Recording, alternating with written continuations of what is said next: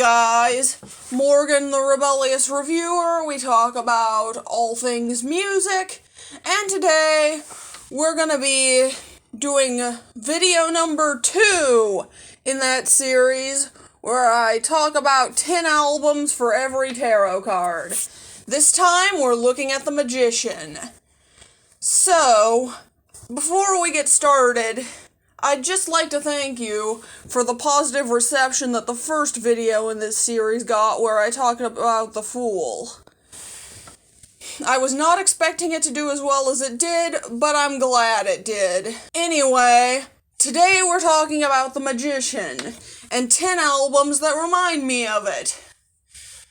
Keep in mind that these are not albums about magicians necessarily, but rather 10 albums that remind me of the traits associated with the Magician Tarot card. And in this case, the traits are originality, technical skills, intelligence, and the occult. So, in other words, yeah.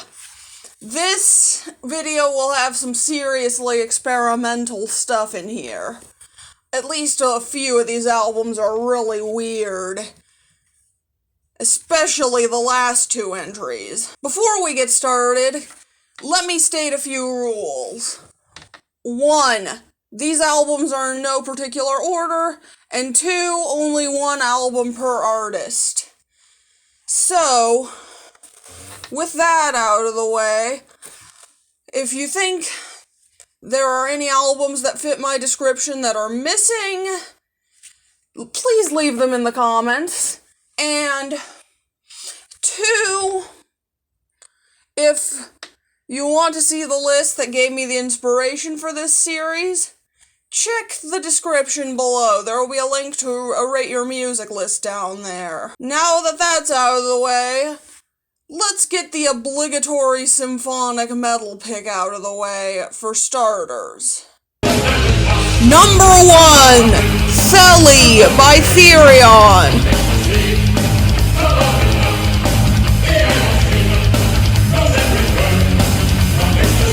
Here it is, the album that started it all. This was the very first symphonic metal album, and while I personally think both Therion and other symphonic metal bands would release better albums in this genre in later years, this is still a good album, and it definitely fits the original part of The Magician really well. Anyway, the reason I thought this would work for The Magician, aside from the aforementioned originality, is the lead singer has some serious technical skills. Like, seriously, she's fantastic. She sounds like an opera singer.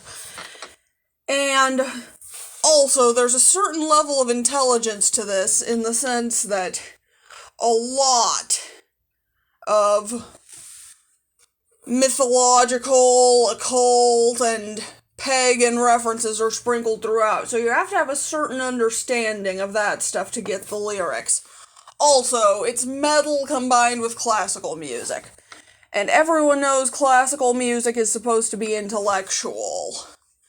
And also, there's the fact that I already mentioned that this album has occult themes, so that's that part of it covered. For that reason and others, this is a perfect album for this list. Now that I've dipped your toes in the water, let's talk about some of that weird stuff I mentioned. Strap in, people. Number 2, Third Ear Band by Third Ear Band.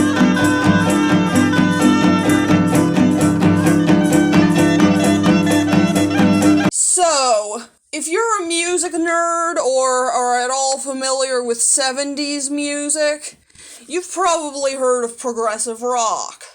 What a lot of people don't know, however, is that there were other progressive genres that came out around that time. One of these was progressive folk, which is what this is. This album is extremely technical, with it being a progressive album and all. It's also got an extremely original sound with a mix of experimentation and traditional folk elements. And the main reason I picked it for this list is the concept. For those of you who don't know, this album has 4 songs on it, each named after one of the 4 classical elements. And even though the songs are entirely instrumental, they all convey the feel of their element quite well. And yes, this relates to the occult in the sense that the classical elements can be used in alchemy and astrology, among other things. As for the intelligent part, well, again, it's a progressive album. Progressive music fans are right up there with classical fans on the list of musical fandoms who think they're smarter than people because, well, their music is intellectual. And I'm not saying all of them are like that, but a lot of them are, let's be real. Anyway, I also feel like you have to have a certain level of, not necessarily intelligence, but at the very least open-mindedness in order to fully get this album, because it's weird. But believe it or not, it's not even the weirdest album on this list. We'll get to that later, but for now, let's talk about a fairly normal tech death album. Number 3! In Their Darkened Shrines by Nile.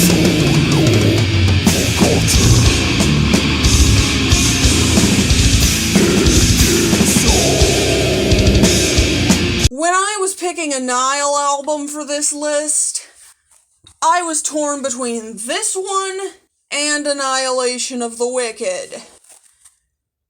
In the end, I went with this one because I personally like it more. I mean, Annihilation of the Wicked is good and all, but this one has more interesting melodies and stuff like that, as opposed to Annihilation of the Wicked, which is just sheer raw brutality. That said, any of Nile's albums could have worked for this list. I went with this one because 1, it's awesome, and 2, it's one of their more well-known ones. Anyway, this album is perfect for this list. For those of you who don't know, all of Nile's albums have a theme of ancient Egypt. Not only do they show a level of intelligence and knowledge when it comes to this topic, it also fits the occult theme because, well, they talk about the religion of the ancient Egyptians sometimes. And, let's not forget, it also fits the originality part because, well, how many other death metal bands are there who have a theme of ancient Egypt? I don't think there's any that I know of. And 4, for the technical part, it's a technical death metal album. Technical is literally in the name. The riffs on this album are super complex, as is the drumming, and yet it still manages to remain brutal. It may not be as weird as some of the albums on this list, but it's still creative enough and occult enough to work for this list. Now, for something on the opposite end of the loud versus quiet spectrum. Number 4, Syoma by Halo Manash.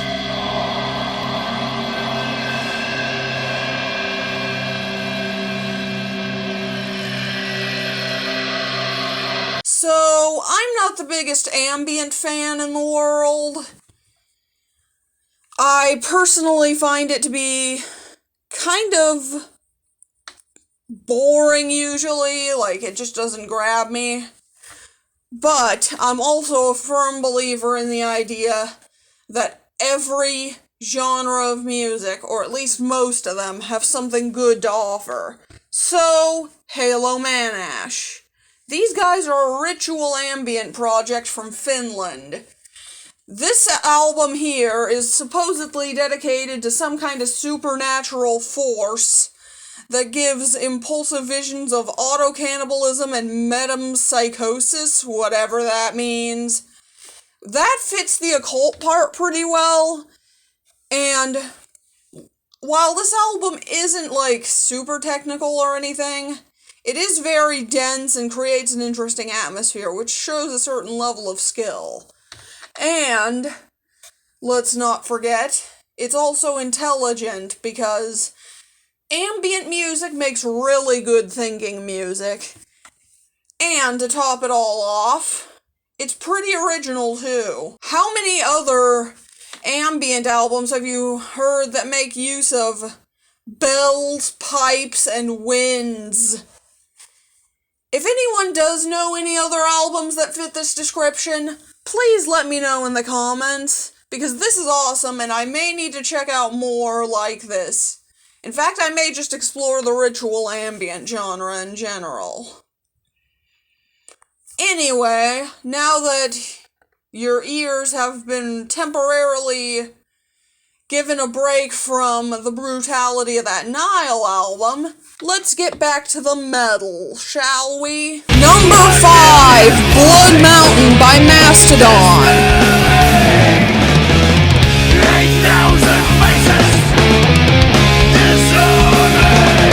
Here we have some metal that's a bit less extreme.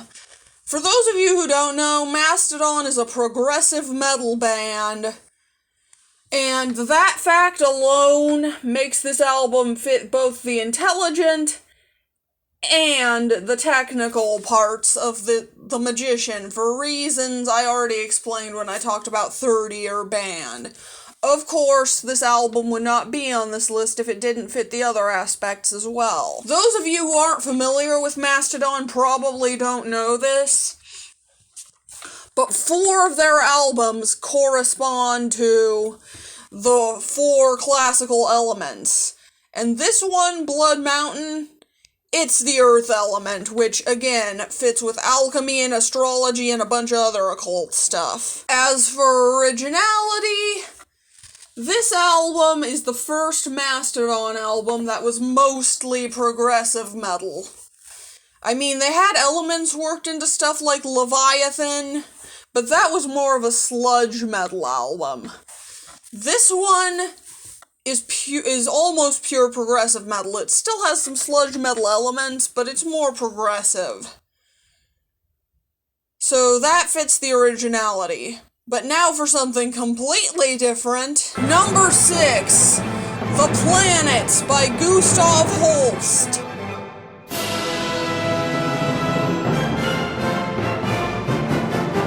Now I know what you're thinking. This isn't an album, it's a classical piece. To which I say, well, classical pieces kinda were like albums for their time. I mean, if you buy a classical album on vinyl, it'll probably take up the entire record, so it might as well be an album. Also, it's split into parts like an album, too. Anyway, as you probably guessed from the title of this classical piece, this is about the planets that exist within our solar system. More specifically, though, it's about the planets' meaning in astrology. For example, Mars is action and aggression in astrology, so the Mars part of this classical piece is super aggressive. Astrology is part of the occult, so naturally, this fits that part of the Magician. It also fits the intelligent and the technical parts because, well, it's a classical piece.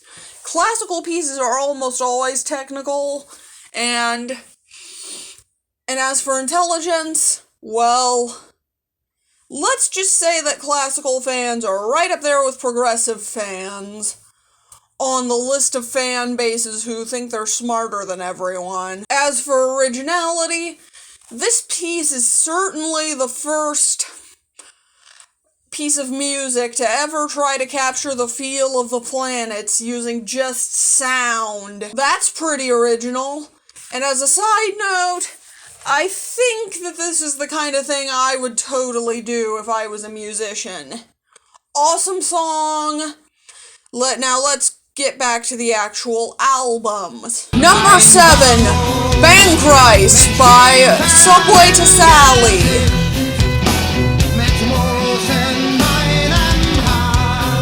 So, if you're at all familiar with European metal, you've probably heard of folk metal. If not, let me explain what it is. It's basically metal with elements of traditional folk music. Specifically, the European variety, usually, since most of these bands are from Europe.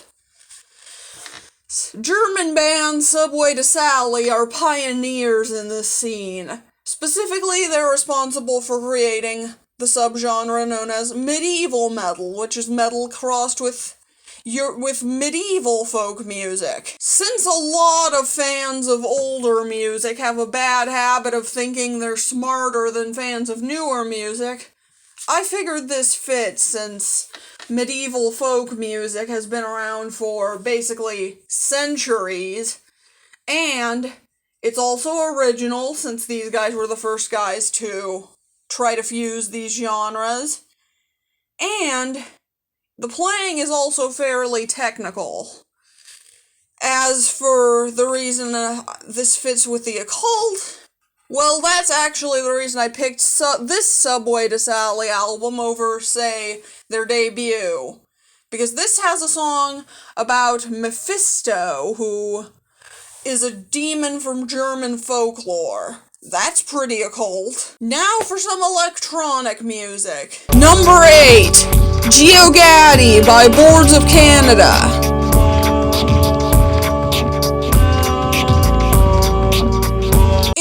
Familiar with IDM has probably heard of Boards of Canada. These guys are most well known for their first album, Music Has the Right to Children. But I went with their second one, GeoGaddy, for this list for one main reason.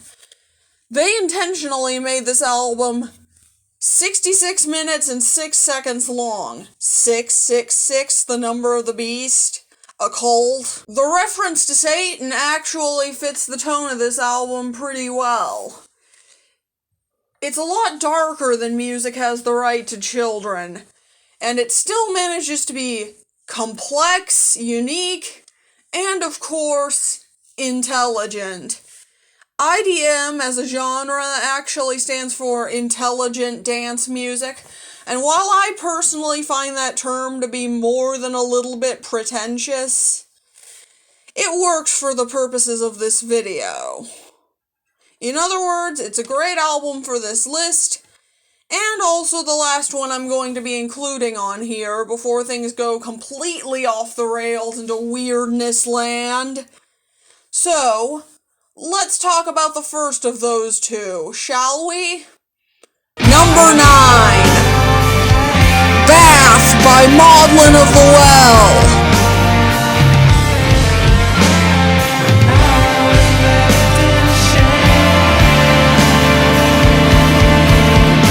This album is one of the albums I debated with myself about on this list.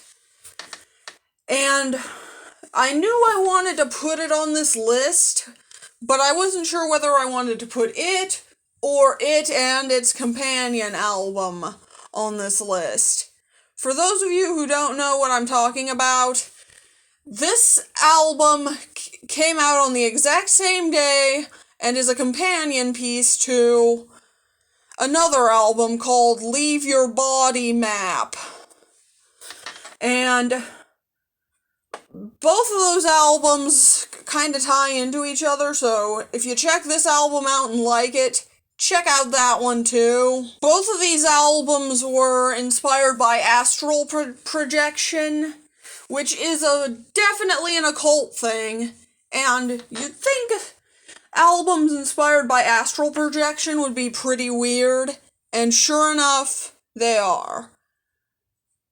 This album in particular starts out with what sounds like a post-rock instrumental piece, followed by a death metal song, followed by a progressive metal song, followed by an interlude, followed by what sounds like a metal version of Toccata and Fugue in D minor by Bach.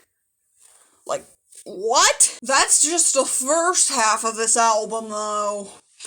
The weirdness, and as I've been saying throughout this video, originality, just keeps going from there. It's also technical and intelligent because of the progressive elements, again. I already explained why it's a cult, and if you think what I just described sounds weird, wait till you hear the next album on this list. Nothing can prepare you for this. Nothing. Number 10, Eons by Neptunian Maximalism.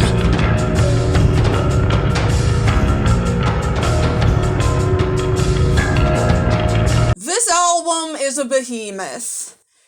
It's over 2 hours long, and it has a really weird mix of genres, including avant-garde jazz, drone metal, and psychedelic rock.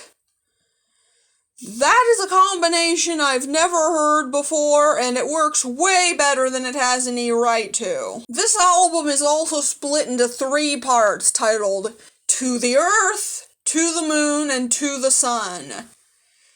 The first part is more tribal, the second part is more dark, and the third part is more drone-oriented. This album is about elephants ruling our planet after humans go extinct. Yes, even the concept is weird. The reason this fits the occult, however, is that the band themselves describe the second part of this album as, quote, plunging in the listener into a magic occult trance. Need I say more? So yeah, this strange, gargantuan monster of a record concludes this list. And that's my video. Don't forget to comment, like, and subscribe. I'm Morgan the Rebellious Reviewer, and I'm out.